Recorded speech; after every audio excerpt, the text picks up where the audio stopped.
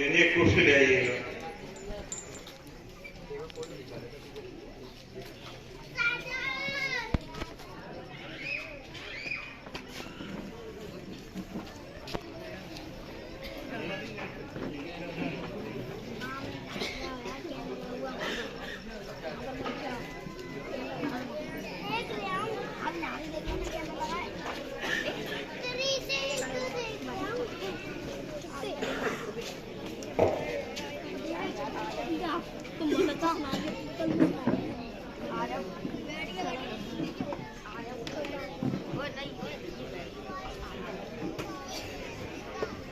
جی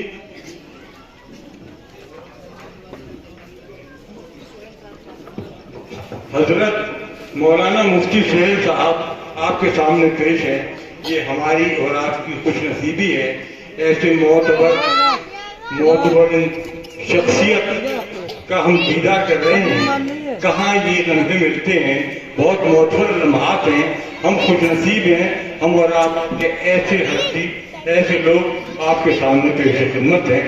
آپ کی تقریر سے آپ لوگ لطف اندوز ہوئیے اور کچھ نصیحت لیجیے. السلام علیکم ورحمۃ اللہ وبرکاتہ. الحمد لله نحمده ونستعينه ونستغفره ونؤمن به ونتوكل عليه ونعوذ بالله من شرور أنفسنا ومن سيئات أعمالنا.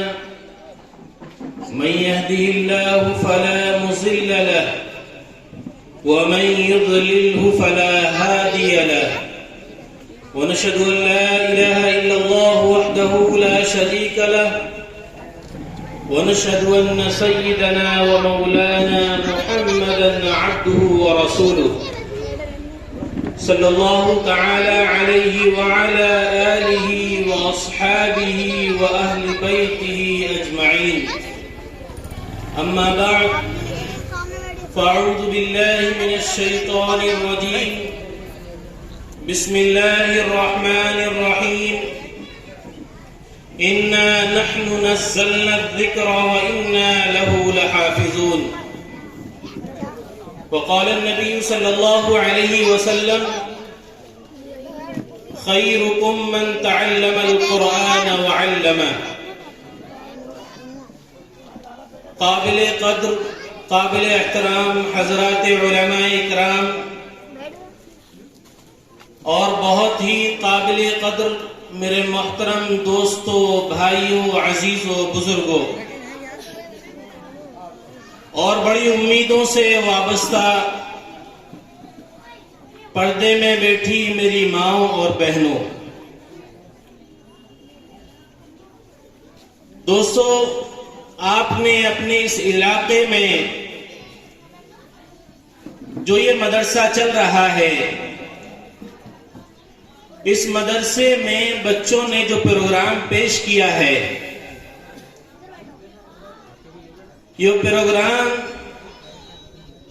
بہت ہی قابل ستائش اور قابل مدح ہے، اور دل کی گہرائیوں سے ان عزیز بچوں کو مبارکباد پیش ہے، ان کے والدین کو اور خصوصاً ان کے استاد محترم مولانا الیاس صاحب کو اور تمام منتظمین اور کمیٹی کو اور تمام ان حضرات کو جو ان بچوں کی اہل خیر تعلیم میں جنہوں نے حصہ لیا ہے.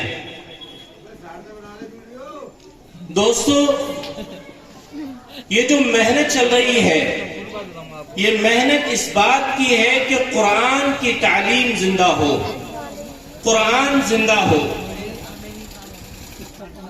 قرآن کی تعلیم اور قرآن کا پیغام، اللہ کا حکم، یہ ساری کی ساری چیزیں اس بات پر گواہ ہیں کہ اللہ تعالیٰ نے سیدنا محمد رسول اللہ صلی اللہ علیہ وسلم کو اس امت کے لیے رہبر اور رہنما بنا کر بھیجا ہے. اور یہ جو محنت ہو رہی ہے، یہ اس بات کی محنت ہو رہی ہے کہ اس دنیا میں بسنے والے ہر انسان کے پاس قرآن کا پیغام، قرآن کی تعلیم، اللہ تعالیٰ کا بھیجا ہوا پیغام اور آپ کی رہبری اور رہنمائی ہر انسان تک پہنچ جائے، اور رہبری اور رہنمائی حاصل کرنے کے بعد دنیا میں بسنے والا ہر شخص چین اور سکون، آرام اور راحت کی زندگی بسر کرے۔ یہ اس بات کی محنت ہے۔ دوستو، جس دور میں ہم زندگی گزار رہے ہیں، جس زمانے میں ہم زندگی گزار رہے ہیں، جس وقت کے ساتھ زندگی گزار رہے ہیں، یہ قرآن کی ضرورت ہے۔ قرآن ایک زندہ مثال ہے۔ دوستو، ہر وقت، ہر حالات میں، ہر طرح کے حالات میں، ہر دور میں، ہر زمانے میں قرآن کی ضرورت ہے۔ قرآن کو پڑھا جائے، قرآن کو سمجھا جائے، قرآن کے مطلب پر عمل کیا جائے، اس کے مفاہیم کو سمجھا جائے، ہر وقت کی ضرورت ہے۔ اور آج ہمارے معاشرے کا اور ہماری امت کا حال یہ ہے کہ ہم نے صرف یہ سمجھ رکھا ہے کہ یہ جو کتاب ہے یہ صرف قرآن خوانی کرنے والی کتاب ہے، یہ رمضان المبارک کے مہینے میں تراویح میں پڑھی جانے والی کتاب ہے، یا وہ کتاب ہے کوئی شخص بیمار ہو جائے یا کسی کا انتقال ہو جائے اس میں پڑھی جانے والی کتاب ہے۔ نہیں دوستو، یہ ہر وقت کی ضرورت ہے۔ جس وقت انسان پیدا ہوا اس وقت سے لے کر جب تک قبر میں رکھا جائے گا اس وقت کی قرآن ضرورت ہے کہ ہماری زندگیوں میں قرآن کی تعلیم زندہ ہو، قرآن پر عمل کرنے والے ہو، ہمارا سننا قرآن کے مطابق ہو، ہمارا پڑھنا قرآن کے مطابق ہو، ہماری 24 گھنٹے کی زندگی قرآن پر گزرنے والی ہو۔ دوستو، آج دیکھیں ہمارا حال کیا ہے۔ آج ہمارے اس دور میں اور اس معاشرے میں ہماری رات کی بربادی کی جو ذریعہ بنا ہے، رات کی بربادی کا جو انتظام کیا ہے وہ موبائل نے کیا ہے۔ ہم دیکھیں اپنے زمانے میں، اپنے وقت میں، کہ جہاں ماں باپ والدین اپنے بچوں کو چھوٹی چھوٹی سونے کی دعائیں یاد کراتے تھے، کھانے کی دعائیں یاد کراتے تھے، کلمہ زبان سے کہلواتے تھے اور اس کو یاد کراتے تھے، اور موقع موقع پر رشتہ داریوں میں اپنے بچے سے وہ الفاظ، وہ کلمات، وہ جملے کہلوایا کرتے تھے اور رشتہ داروں کو سنوایا کرتے تھے۔ اور آج حال یہ ہے کہ انسان سو رہا ہے تو موبائل چلا کر سو رہا ہے، موبائل کی نیوز پر، اخباروں پر اور مکالموں پر اور اس کی ویڈیو پر اور سیریز پر اور فلموں پر اس حالت میں زندگی گزر رہی ہے کہ موبائل جس وقت سو رہا ہے اس وقت ساتھ ہے، اور جب صبح اٹھ رہا ہے تو نظر اخبار پر ہے یا موبائل پر ہے۔ اور ہمارا حال یہ تھا کہ ہم جب صبح اٹھتے تھے تو دعا پڑھ کر اٹھتے تھے اور شام کو سوتے تھے تو دعا پڑھ کر سوتے تھے۔ اس لیے میرے عزیز دوستو، قرآن کی تعلیم زندہ کرنا اس معاشرے کے لیے اہم ترین ضرورت ہے۔ آپ دیکھیں کہ اس زمانے میں آپ کو قرآن پڑھنے والے جتنے کم لوگ ملیں گے، ہم نے اس حیثیت کو اتنا ہی کم کر دیا ہے۔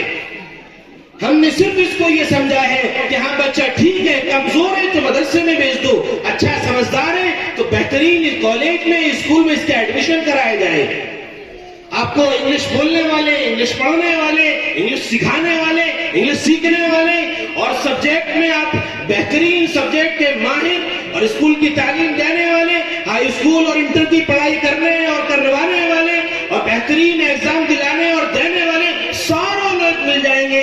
لیکن افسوس کی بات یہ ہے کہ اللہ تعالیٰ نے اس قوم کو قرآن عربی میں عطا فرمایا اور ہم نے نہ قرآن کو سمجھا اور نہ ہی پڑھا ہے۔ یہ وقت کی ضرورت ہے کہ ہم اپنے بچوں کو قرآن پڑھائیں۔ تو دوستو، میری آپ سے درخواست ہے، گزارش ہے، ریکویسٹ ہے کہ اگر ہماری عمر ہے تو ہم قرآن پڑھیں، قرآن کی تعلیم پر عمل کریں، قرآن کو سیکھیں، اس کو حفظ کریں۔ لیکن عمر زیادہ ہو گئی، حفظ نہیں کر سکتے تو نیت کریں کہ انشاءاللہ اپنے بچوں کو حفظ کرائیں گے، اپنے بچوں کو حافظ بنائیں گے۔ یا باپ بیٹے کی اتنی عمر ہو گئی کہ وہ بھی نہیں کر سکتے تو ہم نیت کریں کہ انشاءاللہ اپنے پوتے کو ضرور حافظ بنائیں گے۔ دوستو، یہ جو قرآن دولت ہے اللہ رب العزت کی، یہ بہت عظیم تحفہ ہے۔ یہ ایسا تحفہ ہے کہ اللہ تعالیٰ اس قرآن کے ذریعے سے زندگیوں میں سرخروئی عطا فرماتے ہیں، عزتیں عطا فرماتے ہیں، شہرتیں عطا فرماتے ہیں، بلندیاں عطا فرماتے ہیں اور بڑا درجہ دیا جاتا ہے، اور اللہ تعالیٰ اس درجے کو دنیا میں بھی عطا فرمائے گا اور آخرت میں بھی عطا فرمائے گا۔ سیدنا عمر رضی اللہ تعالیٰ درمیان ایک مرتبہ اپنی فوج کو لے کر مکہ مکرمہ کے پہاڑوں پر چڑھتے چلے جا رہے ہیں. راستے میں ٹرن آیا، جب ٹرن لینے لگے تو رک گئے. ساتھیوں نے پوچھا صحابہ نے، اے امیر المومنین آپ کیوں رک گئے؟ کہنے لگے کہ یہی جگہ ہے، یہ وہ جگہ ہے کہ جب میں کفر کی حالت میں یہاں پر بکریاں چرایا کرتا تھا اور میرا باپ مجھ سے تانے دے دے کر کہتا تھا کہ تو بکریاں چرانا نہیں جانتا، کیا کرے گا تو؟ اور آج حال یہ ہے کہ اسلام اور قرآن کی وجہ سے اللہ تعالیٰ نے مجھے بادشاہ بنا دیا. تو یہ قرآن بادشاہ بنا دیتا ہے. اللہ تعالیٰ کی طرف سے انعامات نازل ہوتے ہیں، دنیا میں بھی اللہ تعالیٰ بہترین زندگی عطا فرماتے ہیں اور آخرت میں اس کا بڑا درجہ دیا جائے گا. اس لیے میرے عزیز دوستو، ہم اس تعلیم کو اور اپنے بچوں کو حافظ بنانے پر کمتر نہ سمجھا کریں، چھوٹا نہ سمجھا کریں، ان کو حقیر نہ سمجھا کریں، ان کو کمتر نہ جانیں. ان کو یہ سوچیں یہ تو جنتیوں کے مانیٹر ہیں. ایک طبرانی کی روایت ہے، فرمایا اللہ کے نبی صلی اللہ علیہ وسلم نے کہ جنتیوں کے مانیٹر حفاظ کرام ہوں گے اور قیامت کے دن فرشتے ان کو سلام کریں گے. اور آج ہمارا حال یہ ہے کہ ہم تو یہ سمجھتے ہیں کہ ارے حافظ بنا کر کیا ہوگا، کیا کر لے گا. دوستو اس سے آخرت بھی بنے گی اور دنیا میں بھی بنے گی. اللہ تعالیٰ عزتیں عطا فرمائیں گے اور آخرت میں جو درجہ ملے گا وہ بہت بڑا درجہ ہے. اس لیے میرے عزیز دوستو غور کریے آپ اس واقعے کے پر کہ دنیا میں کیسے عزتیں ملتی ہیں، کیسے اللہ کی طرف سے مقبولیت آتی ہے. لکھا ہے کتابوں میں امام عاصم کوفی رحمت اللہ علیہ کا واقعہ کہ امام عاصم کوفی رحمت اللہ علیہ مدینہ منورہ میں قرآن پاک پڑھاتے تھے. بچوں کو جس طرح مدرسے میں بچے قرآن پاک پڑھتے ہیں تو ان کے منہ سے خوشبو آیا کرتی تھی. بچوں نے پوچھا کہ حضرت آپ کیا لگاتے ہو؟ آپ الائچی کھاتے ہیں، لونگ کھاتے ہیں، یا کوئی عطر لگاتے ہیں، یا کوئی دیگر اس کے علاوہ کوئی چیز ہے جو آپ کھاتے ہیں؟ کہا میں کچھ نہیں کھاتا، نہ کچھ لگاتا ہوں نہ کچھ کھاتا ہوں. بچے پیچھے پڑ گئے، شاگرد ہیں، استاد سے مناسبت ہوتی ہے، زبردستی سے پوچھنے لگے کہ حضرت کیا بات ہے، آپ ہمیں بتا دیجئے آپ لگاتے کیا ہو.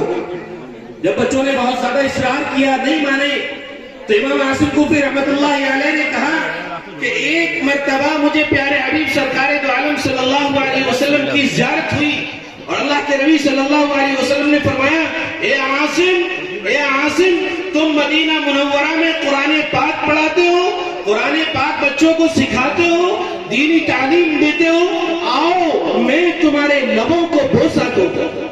جب سے اللہ کے نبی صلی اللہ علیہ وسلم نے میرے لبوں کو بوسہ دیا ہے اس وقت سے میرے منہ میں خوشبو آتی ہے. کتنا بڑا درجہ ہے قرآن پاک پڑھنے اور پڑھانے کا. ہم سمجھتے ہیں کہ دنیا میں جتنی انگریزی تعلیم ہے، ان دیکھیں کہ انگریزی تعلیم پر لوگوں کا رسوخ ذہن دماغ بہت بڑھتا چلا جا رہا ہے. دوستوں میں منع نہیں کر رہا ہوں، ہم اپنے بچوں کو ڈاکٹر بھی بنائیں، انجینئر بھی بنائیں، پروفیسر بھی بنائیں اور جو دنیا کا بڑا درجہ دے سکتے ہو وہ دیں، لیکن حفاظ کرام بھی ضرور بنائیں. اس حفاظ کرام کی بڑی فضیلتیں ہیں. اللہ تعالیٰ نے نورانیت رکھی ہے، رحمتیں برکتیں رکھی ہیں. آسمان پھٹ کر ان بچوں کی دعاؤں پر لبیک کہتا ہے. اللہ قبول کرتا ہے ننھے منھے معصوم بچوں کو. آپ دیکھیے کہ جن بڑے بڑے عمر دراز لوگوں کو دعائیں یاد نہیں ہوتی، پورے 5-6 کلمے یاد نہیں ہوتے، اور اس کے علاوہ جو دیگر اللہ کے نبی صلی اللہ علیہ وسلم کی سیرت طیبہ ہے وہ یاد نہیں ہوتی. ابھی آپ کسی سے جا کر سوال کر لیجئے کہ بتائیے اللہ کے نبی صلی اللہ علیہ وسلم کی کتنی بیویاں تھیں، آپ نے کتنی مرتبہ حج کیا، حجۃ الوداع کے موقع پر کیا فرمایا، آپ کی کون کون سی بیویاں تھیں، کوئی نہیں بتا پائے گا. لیکن آپ غور کریے بچیوں کے مکالموں پر کہ بچیوں نے من نوعان A to Z سارے واقعات بتائے، سارے کلمے بتائے، دعائیں بتائیں. چھوٹے چھوٹے بچے قرآن کو سنا رہے ہیں. تو یہ معجزہ ہے. جس طرح سمندر اور نہریں اپنا راستہ بنا لیتے ہیں، اس لیے اللہ اسی طرح قرآن یہ اللہ کا وہ معجزہ ہے جو سینوں میں اپنی جگہ خود بنا لیتا ہے. اس لیے دوستو ہم یہ سوچیں کہ حفاظ کرام اللہ تعالیٰ کی بہت عظیم نعمت ہے. حفظ کرنا، قرآن پڑھنا، پڑھانا. دوستو آج ہمارے معاشرے کا حال یہ ہو گیا ہے.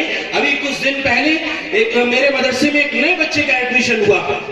تو مجھے بچوں سے کچھ کام تھا, میں نے بچوں کو کہیں بھیجا تو ان کے قرآن وہیں ٹیپائی پر رہ گئے. میں نے چھوٹے بچوں سے کہا کہ جس کا وضو ہو ان کو اٹھا کر الماری میں رکھ دو. تو ایک بچہ گیا اور اٹھا کر رکھ دیا. تو اس بچے کے پاس ایک بچہ اور تھا جس کا نیا ایڈمیشن ہوا تھا. اس نے کہا کہ وضو تیرے پاس کہاں سے آیا؟ یعنی اس بچے کا حال یہ تھا کہ اس کو یہ نہیں معلوم کہ وضو ہوتا کیا ہے. وہ اس دوسرے بچے سے پوچھ رہا ہے جس نے قرآن اٹھا کر الماری میں رکھے کہ تیرے پاس کہاں سے وضو آیا. یعنی ابھی تک اس کو یہ معلوم ہے کہ قرآن کوئی یہ وضو کرنا یہ کوئی چیز ہوا کرتی ہے, یہ کوئی سامان ہے, یہ رکھنے کی جگہ ہے, اسے نہیں معلوم یہ کیا ہے. وہ کہہ رہا ہے تیرے پاس کہاں سے آیا. اس لیے میرے دوستوں, ہم نے دینی تعلیم سے اپنے بچوں کو بہت دور کر لیا ہے. بچہ مدرسے میں پڑھنے نہ جائے تو فکر نہیں کرتے, کوئی بات نہیں کل چلے جائے گا. اور جہاں ہمیں بچوں کو انگریزی تعلیم پر ٹیوشن پڑھنے بھیجنا ہے وہاں ہم اپنے بچوں کو ضرور بھیجیں گے اور سارے کاموں کو پیچھے کر لیا جائے گا. میرے دوستو یاد رکھو, اس قرآن کی تعلیم کی نسبت سے گھر میں خیر و برکت آتی ہے, خوشیاں آتی ہیں, اللہ کی رحمت نازل ہوتی ہے. یہ قرآن وہ دولت ہے کہ بڑی سے بڑی بیماری اور بڑے سے بڑے حالات, بڑی سے بڑی پریشانیوں کو ختم کر دیتی ہے. آپ واقعہ غور سے سنیے, جس طرح یہ چھوٹے چھوٹے بچوں نے قرآن پاک سنائے ہیں, مکالمے پیش کیے ہیں, اسی طرح دو بچیاں تھیں, ایک غیر مسلم ایک مسلمان. دونوں آپس میں ایک اسکول میں پڑھا کرتی تھی. دونوں کا ایک دوسرے کے گھر آنا جانا تھا, آمد و رفت تھی. بھائی دونوں کلاس میٹ ہیں, دوست ہیں, اسکول ایک ساتھ پڑھتے ہیں, ایک کلاس میں پڑھتے ہیں, تو دونوں کا آنا جانا ہے. بس غیر مسلم دوسرے مذہب اور مسلمان ہیں. تو جو غیر مسلم بچی تھی وہ مسلمان کے گھر جاتی تھی.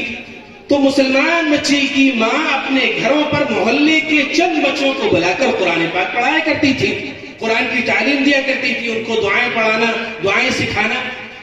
تو وہ غیر مسلم بچی بھی وہاں آیا کرتی تھی اور وہ سارا منظر دیکھتی تھی. کچھ دن بعد گزرتے ہوئے ایسا ہوا کہ وہ بچی بھی پاس اسی محفل میں بیٹھ گئی اور آہستہ آہستہ آہستہ آہستہ وقت گزرتا گیا اور وہ بچی قاعدہ شروع ہو گیا, قاعدہ مکمل ہو گیا اور قرآن پاک اس نے پڑھنا شروع کر دیا. غیر مسلم بچی ہے, ماحول ملا, روزانہ آتی جاتی تھی اپنے دوست کے پاس, تو قرآن پڑھنا شروع کر دیا.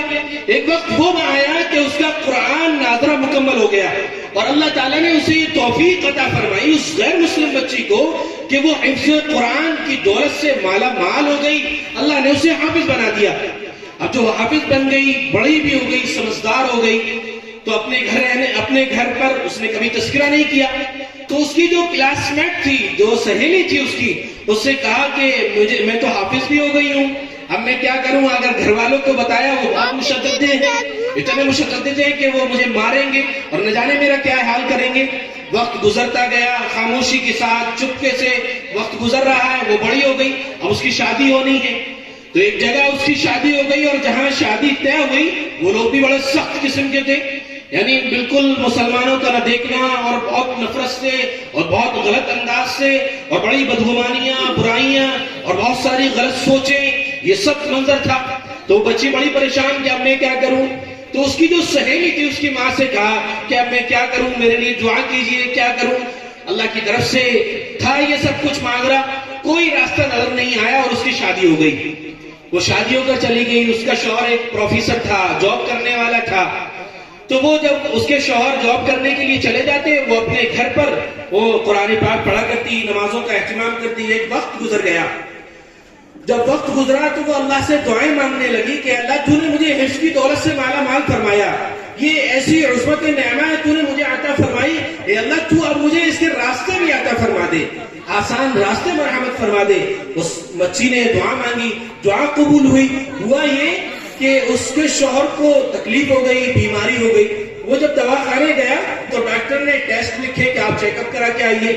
جب وہ چیک اپ کرا کے آیا تو رپورٹوں میں لکھا ہوا تھا کہ اس کو کینسر ہے. وہ جب رپورٹیں گھر لے کر آیا, بڑا مایوس, بڑا تھکا ماندہ اور بڑا احساس کمتری کا شکار اور منہ لٹکایا ہوا, چہرے پہ جھلکیاں ہیں مایوسی کی, نا امیدی کی, اور بڑے افسوس والے انداز میں تعجب سے کہنے لگا کہ بیگم اب تمہارا اور میرے ساتھ کچھ ہی دنوں کا ہے, اب بس میں کچھ ہی دنوں زندہ رہوں گا, بس مجھے افسوس ہے کہ بہت کم وقت تمہارے ساتھ رہنے کو ملا. تو بیگم نے کہا کیا ہوا یہ تو بتائیے. کہنے لگا کہ مجھے کینسر ہے ڈاکٹر نے بتایا ہے. بیوی رونے لگی, پریشان ہوئی. اللہ کا خیال آیا کہ اللہ تو شفا دینے والا ہے. میری استانی نے کہا تھا کہ یہ قرآن وہ کتاب ہے جو ہدایت والی بھی ہے, شفا والی بھی ہے. جو اس قرآن کی دولت سے اللہ کے وہ مانگے گا وہ اللہ عطا فرماتا ہے. وہ استانی کی بات اس بچی کو یاد آ گئی. اس نے فوراً اپنے شوہر سے کہا کہ اچھا یہ بتاؤ کہ اگر تم ٹھیک ہو جاؤ تو کیا میری ایک بات مان لو گے, میری شرط مان لو گے؟ تو شوہر نے کہا کہ ارے کیسی باتیں کر رہی ہو, تم کیا کوئی ڈاکٹر ہو؟ تم کوئی ٹھیک کر دو گی, کوئی آپریشن کرنے والی ہو, کیا ہو تم صحیح کر دو گی؟ کہ نہیں کچھ نہیں ہوں, تم بات مان لو میری. کہا ٹھیک ہے, اگر میں ٹھیک ہو گیا تو تمہاری شرط منظور ہے, مان لی جائے گی. شرط منظور کر لی. وہ عورت روزانہ اس شخص کے اوپر 40 مرتبہ سورہ فاتحہ پڑھتی تھی. جب پہلے دن پڑھنا شروع کیا تو شوہر نے کہا کہ نعوذ باللہ, یہ کیا؟ حیرت سے, افسوس کے ساتھ, بہت تعجب سے دیکھا اس کی طرف اور کہا کہ یہ کیا پڑھ رہی ہو تم؟ چلا کر آواز لگائی, ڈانٹا اس کو. کہا کہ دیکھو اگر صحیح ہونا ہے تو تمہیں میری بات ماننی ہوگی. وہ شوہر خاموش ہو گیا اس کا اور اس میں یہ عمل کرتے رہا. کچھ وقت گزرنے کے بعد اس کی بیوی نے کہا کہ ٹیسٹ کراؤ, ہو سکتا ہے کچھ آرام ملے اب, یا دیکھیں کیا پریشانی ہے. وہ ٹیسٹ کرانے کے لیے گیا, ڈاکٹروں نے چیک اپ کروایا اور رپورٹ نارمل بالکل. ایسا ڈاکٹر نے کہا کہ آپ کو تو کینسر تھا ہی نہیں, آپ کی پرانی رپورٹیں کہاں ہیں؟ تو دوستو یہ قرآن کا معجزہ ہے. قرآن کا معجزہ ہے کہ جو شخص جس نیت کے ساتھ, جس ارادے سے, جس لگن کے ساتھ, جس تعلق سے اللہ کے سامنے, اللہ کی بارگاہ میں پڑھے گا, اللہ اس کی دعاؤں کو قبول کرے گا. یہ ہر دور کی ضرورت ہے, ہر وقت کی ضرورت ہے. آج انسان جس معاشرے میں زندگی گزار رہا ہے, ہم نے اپنے آپ کو خود خراب کیا ہوا ہے. اگر ہم خود اچھے ہوتے تو ہمارے لیے سارے راستے اچھے ہوتے, سارا وقت اور سارا زمانہ ہمارا ساتھ دیتا. لیکن ہم نے اس تعلیم کو اور دینی تعلیم کو, قرآن کی تعلیم کو, حدیث کی تعلیم کو کوسوں دور چھوڑ دیا تو ہمارے ساتھ بھی حالات بدل گئے. اس لیے دوستو ضرورت ہے کہ ہم اپنے بچوں کو دینی تعلیم دینے پر فوقیت دیں, ان کو حفاظ بنائیں, قرآن کی تعلیم پر توجہ دیں, ان کی تعلیم کی فکر کریں, ان کو بہترین مدرسے میں پڑھائیں, اسکول کی تعلیم بھی اچھی دلائی جائے. کہنے کا مطلب یہ ہے کہ ہم اپنے بچوں کے فیوچر اور مستقبل کو لے کر فکر مند ہوں.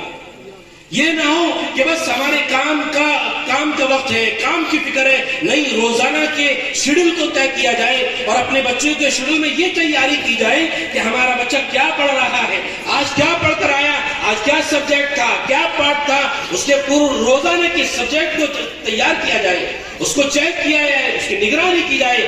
تو دوستو یہ بچے ہمارے لیے وہ مثال ثابت ہوں گے کہ اللہ تعالیٰ ہماری دنیا میں بھی تاج رکھے گا اور آخرت میں بھی تاج رکھے گا. دوستو وقت کم ہے, اب آپ آخری حدیث سن لیجیے. ایک مرتبہ اللہ کے نبی صلی اللہ علیہ وسلم مجلس میں بیٹھے ہوئے ہیں, سارے صحابہ کا مجمع بھرا ہوا ہے, کھچا کھچ مجمع ہے. ایک صحابی دوڑتے ہوئے اللہ کے نبی صلی اللہ علیہ وسلم کے پاس آئے اور کہنے لگے, اے اللہ کے نبی صلی اللہ علیہ وسلم, یہ بتلاؤ کہ حفاظ کرام کی شان کیا ہے, حافظ کرام کی شان کیا ہے, جس نے اپنے دل میں قرآن بسایا ہے, اس کی شان کیا ہے, اس کی فضیلت کیا ہے, اس کا درجہ کیا ہے, یہ بتاؤ. اللہ کے نبی صلی اللہ علیہ وسلم نے فرمایا کہ اے عزیز, دیکھو قیامت کا دن ہوگا, سنگین گھڑی ہوگی, نفسی کا عالم ہوگا, ہر شخص اپنے بارے میں سوچ رہا ہوگا, اپنی زندگی کے بارے میں سوچ رہا ہوگا, اپنے میزان عمل کی تیاری کر رہا ہوگا. ایسے وقت میں حفاظ کرام کے ماں باپ کو اللہ بلائے گا, اللہ بلائے گا, فلاں شخص, فلاں حافظ کے اماں ادھر آ جائیں, فلاں حافظ کے ابا ادھر آ جائیں. اللہ کے یہاں قیامت کے دن ایک طرف ماں باپ کی لائن لگی ہوگی, ایک طرف اماں کی لائن لگی ہوگی, دوسری طرف باپ کی لائن لگی ہوگی, اور اللہ انہیں بلائے گا. اور کیسے حال میں ہوگا, کیسا منظر ہوگا کہ جو سورج ہے جس کی تپش ہم برداشت نہیں کر پاتے, ذرا سی گرمی ہو جائے پریشان ہو جائے, ایسے وقت میں جب سورج 1 بالش لوگوں کے اوپر ہوگا, ایسے وقت میں اللہ حفاظ کرام کے ماں باپ کو بلائے گا اور ان کو اپنا سایہ عطا فرمائے گا, اور فرشتوں سے کہے گا کہ جنت کی ایئر کنڈیشن ہوا چالو کر دی جائے. لوگ پریشان ہو رہے ہوں گے کہ ابھی تو اتنی گرمی تھی, ابھی سورج کی تپش اتنی تیز تھی, اچانک یہ ٹھنڈی ہوائیں کہاں سے آنے لگی. لوگ آپس میں کہیں گے کہ حفاظ کرام کے ماں باپ کی لائن لگ رہی ہے, اس لیے یہ اتنی ٹھنڈی ٹھنڈی ہوائیں آ رہی ہیں. تو اللہ تعالیٰ ان کو اپنے قریب بلائے گا, اپنے پاس بلائے گا, اور بہترین شاندار اعلیٰ کوالٹی کا اللہ اپنے مبارک ہاتھوں سے اور بحفاظ کرام اور حافظ کرام کے ماں باپ کے اوپر تاج سجائے گا, تاج پہنائے گا. اور وہ تاج کیسا ہوگا؟ وہ تاج ایسا ہوگا کہ اگر اس تاج کا ایک ٹکڑا یا ایک ہیرا اس دنیا میں ڈال دیا جائے تو پوری دنیا روشن ہو جائے گی. اللہ کے نبی صلی اللہ علیہ وسلم نے اس شخص کو بتایا.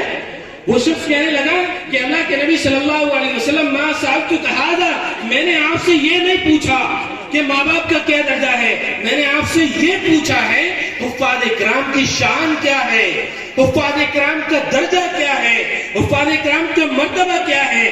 جس شخص نے, جس بچے نے اپنے سینے میں قرآن بسایا ہے اس کا درجہ کیا ہے؟ اے اللہ کے نبی صلی اللہ علیہ وسلم میں نے یہ پوچھا ہے. اللہ کے نبی صلی اللہ علیہ وسلم نے فرمایا کہ دیکھو حافظ اکرام کو اللہ ایسی جنت عطا فرمائیں گے, ایسی جنت عطا فرمائیں گے. فرمایا ما لا عین رأت ولا اذن سمعت ولا خطر على قلب بشر, ایسی جنت عطا فرمائیں گے کہ جس کو نہ کسی آنکھ نے دیکھا, نہ کسی کانوں نے سنا, اور نہ ہی کسی کے دل پہ اس طرح خطرہ گزرا. ایسی مبارک جنت عطا فرمائیں گے اللہ. وہ شخص کہنے لگا کہ اللہ کے نبی صلی اللہ علیہ وسلم آپ نے تو صحیح بتایا ہے کہ جنت ملے گی, مبارک جنت ملے گی, لیکن ہمیں کوئی ایسی چیز بتائیے کہ ہمیں سن کر خوشی ہو, ہمارے دل کو تسکین ملے, ایسی بات بتائیے.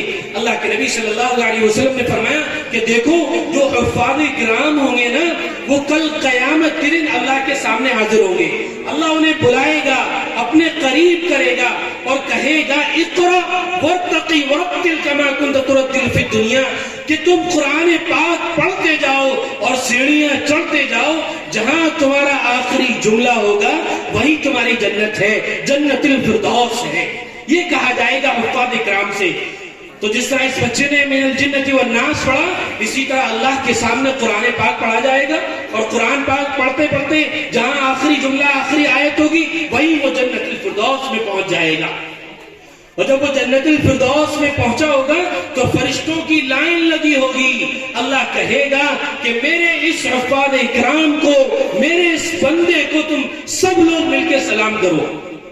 کون کر رہا ہے سلام؟ فرشتے سلام کر رہے ہیں حفاظ کرام کو, حافظ کرام کو فرشتے سلام کر رہے ہیں. سلام علیکم طبتم فادخلوها خالدین, کہ جب حفاظ کرام داخل ہوں گے جنت میں تو فرشتے ان کو سلام کریں گے.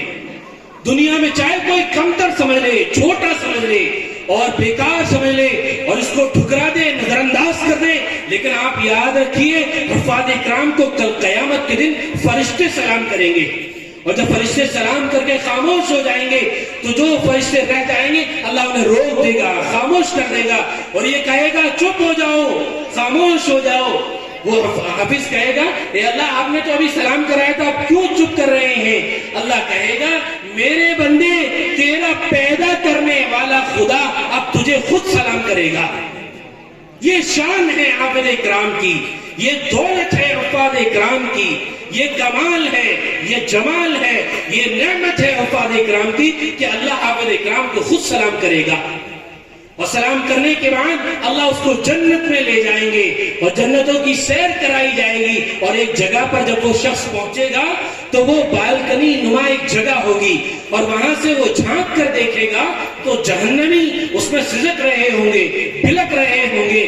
ایسی حالت میں وہ حافظ شخص کہے گا اے اللہ میں تو حافظ ہوں, اے اللہ میں تو حافظ ہوں, آپ تو اے اللہ تو مجھے جنت میں لے کے آیا تھا, تو مجھے جہنم میں لے آیا. کہ نہیں میرے بندے, میں تجھے یہاں اس لیے آیا ہوں کہ تو نیچے جہنم میں جھانک کر دے کہ تیرے کوئی جاننے والا تو نہیں ہے, تیرا کوئی رشتہ دار تو نہیں ہے, تیرا کوئی قریبی تو نہیں ہے, تیرا کوئی دوست تو نہیں ہے, تو دیکھ. وہ بندہ دیکھے گا حافظ کرام اور کہے گا اللہ سے ہاں اے اللہ یہ میرے ابا ہیں, یہ ابا تو نہیں ہو سکتے, یہ میرے چچا ہیں, یہ میرے ماموں ہیں, یہ میری خالہ ہے, یہ میرے پھوپھی ہیں. اللہ کہے گا میرے بندے تو اشارہ کرتا جا اور میں ان کو نکالتا جاؤں گا. تیرے اشارہ کرنے میں دیر ہو سکتی ہے لیکن ان کو جنت میں لانے کی دیر نہیں ہو سکتی. یہ شان ہے حافظ کرام کی. ہم یہ سمجھتے ہیں، اور یہ دیکھو یہ شان کیسی ہے کہ وہ حافظ کرام صرف الفاظ کو جانتا ہے، نہ اس کے مطلب کو جانتا ہے، نہ اس کے مفہوم کو جانتا ہے، اور نہ اس کی زبان عربی ہے۔ اللہ نے اس کو یہ دولت عطا فرمائی۔ تو حافظ کرام جس کا اشارہ کرے گا اللہ اس کو جنت میں بلا لیں گے۔ ایک حافظ کرام اپنے 10 جہنمیوں کو جنت میں لے کر چلا جائے گا۔ یہ شان ہے حافظ کرام کی کہ دنیا میں بھی اللہ بڑا درجہ عطا فرمائے گا اور آخرت میں بھی۔ اس لیے میرے عزیز دوستو، ہم دنیا میں یہ سوچ کر اس معاشرے میں زندگی گزاریں کہ جس طرح ہم نے اپنے اعتبار سے اسکول کالجوں کی تعلیم کو جتنا ضروری سمجھ رکھا ہے، اس سے کہیں زیادہ ضروری ہے کہ ہمارے بچے کے اندر دینی تعلیم پیدا ہو۔ آپ غور کیجئے اور یاد رکھیے کہ جس بچے کے پاس دینی تعلیم ہوگی، قرآن کی تعلیم ہوگی، اس کے اندر انسانیت ہوگی، ماں باپ کو لے کر تواضع ہوگی، ماں باپ سے محبت ہوگی، رشتہ داروں کا اکرام کرنے والا ہوگا، رشتہ داروں کی عزت کرنے والا ہوگا۔ آج حال دیکھیں کہ لوگ دنیاوی اعتبار سے پڑھنے لکھنے والے لوگ اپنے بڑوں کا اکرام نہیں کر سکتے، اپنے آپ کو بڑا سمجھتے ہیں اور ایک انا پیدا ہو جاتی ہے۔ لیکن آپ غور کریے اپنے رشتہ داروں، اپنے خاندانوں ان معصوم بچوں کو کہ وہ جہاں سے گزریں گے آپ کو سلام اور مصافحہ کر کے گزریں گے۔ یہ محبت کہاں سے آئی؟ یہ قرآن کی نسبت سے آئی، قرآن کی دولت سے آئی، قرآن کی تعلیم سے آئی۔ تو اگر ہمیں اپنے بچوں کو فیوچر کو اچھا بنانا ہے، ان کے مستقبل کو سنوارنا ہے، ہمارے لیے ضرورت ہے اس بات کی کہ ہم اپنے بچوں کو سب سے پہلے انسان بنائیں، دینی تعلیم سے ان کو آراستہ کریں، دینی تعلیم سے ان کو آگاہ کرائیں، ان کو بتائیں کہ ماں باپ کے حقوق کیا ہیں، ماں باپ کا درجہ کیا ہے، رشتہ داروں کا عزیز اقارب کا درجہ کیا ہے، محلے میں رشتہ داروں کے ساتھ کیسے زندگی گزارنی ہے، اپنے دوستوں کے ساتھ کیسے زندگی گزارنی ہے۔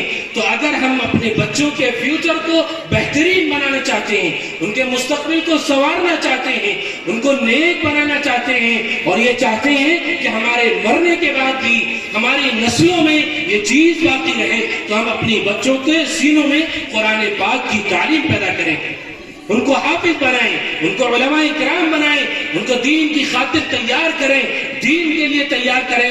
جب یہ دین موجود ہوگا، جب اللہ اور اس کے رسول کی تعلیم موجود ہوگی، تو ہماری نسلیں نیکیوں سے شرابور ہوگی، اللہ تعالیٰ ان کو خوشیوں میں رکھے گا، پوری زندگی خوشیوں کے ساتھ گزرے گی، سہولت میں، آسانی میں، خوشیوں کے ساتھ گزرے گی۔